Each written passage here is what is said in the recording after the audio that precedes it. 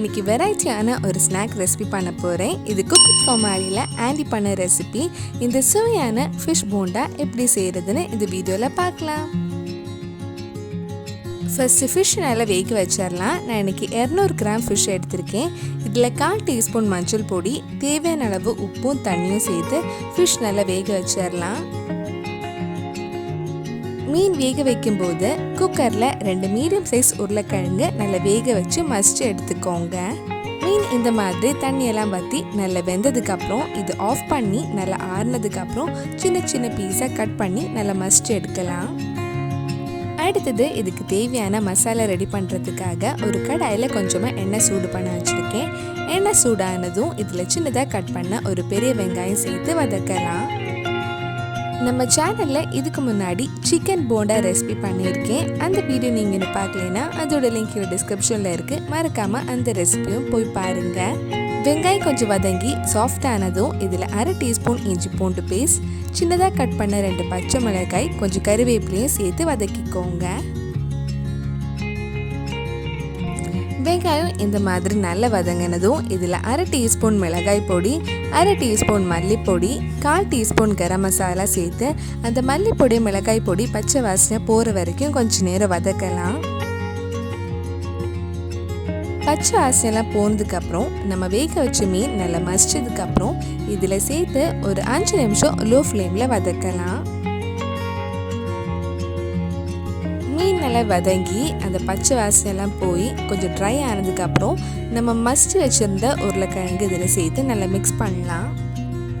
நம்ம மீனும் உருளைக்கிழங்கு வேக வைக்கும்போது உப்பு ஆட் பண்ணியிருக்கோம். அதனால எல்லாம் மிக்ஸ் பண்ணதுக்கப்புறம் டேஸ்ட் பார்த்துட்டு தேவைப்பட்டால் மட்டும் கொஞ்சம் உப்பு ஆட் பண்ணிக்கோங்க. இதெல்லாம் சேர்த்து நல்லா மிக்ஸ் பண்ணிக்கோங்க. நம்ம ஃபிஷ் போண்டாக்கு தேவையான மசாலா ஸ்டஃபிங் ரெடி ஆகிடுச்சு. இனி இது ஆஃப் பண்ணிட்டு கொஞ்சம் நேரம் ஆற வச்சதுக்கப்புறம் நம்ம உருண்டை பிடிக்கலாம். கொஞ்சம் மசாலா எடுத்து சின்ன சின்ன பால்ஸாக உருண்டை பிடிச்சி இந்த மாதிரி ரெடி பண்ணி வச்சுக்கோங்க.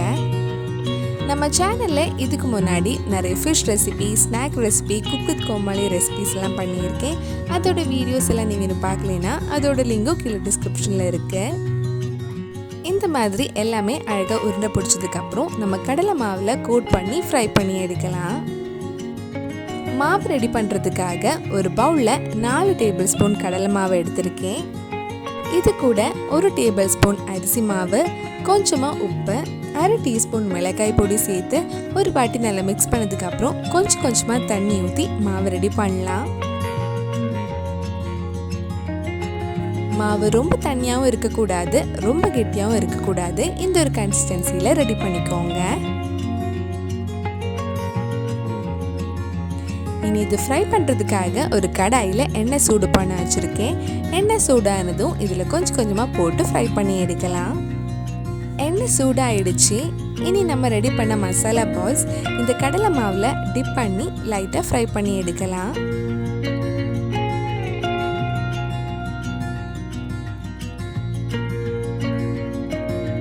ஒரு சைடு ஃப்ரை ஆனதும் மெதுவாக திருப்பி போட்டு இன்னொரு சைடும் ஃப்ரை பண்ணி எடுத்துக்கோங்க. இந்த மாதிரி மிச்சம் இருக்கிற பால்ஸையும் ஃப்ரை பண்ணி எடுத்துக்கோங்க. அவ்வளவுதான், நம்ம டேஸ்டியான ஃபிஷ் போண்டா ரெடி ஆயிடுச்சு. கண்டிப்பாக நீங்களும் இந்த ரெசிபி உங்கள் வீட்டில் செஞ்சு பாருங்கள். பிடிச்சிருந்தா இந்த வீடியோவை லைக் பண்ணுங்கள், உங்கள் ஃப்ரெண்ட்ஸ் அண்ட் ஃபேமிலிக்கு ஷேர் பண்ணுங்கள். வேறு நல்லா குக்கு கோமாளி ரெசிபி நம்ம சேனலில் ட்ரை பண்ணலான்னு கீழே கமெண்ட் பாக்ஸில் சொல்லுங்கள். நீங்கள் இன்னும் என்னோட சேனலை சப்ஸ்கிரைப் பண்ணலைன்னா மறக்காமல் சேனலையும் சப்ஸ்கிரைப் பண்ணுங்கள். கூடவே அந்த பெல் ஐக்கனையும் ப்ரெஸ் பண்ணால் நான் புது வீடியோ போட்ட உடனே உங்கள் ஃபோனுக்கு நோட்டிஃபிகேஷன் வந்துடும்.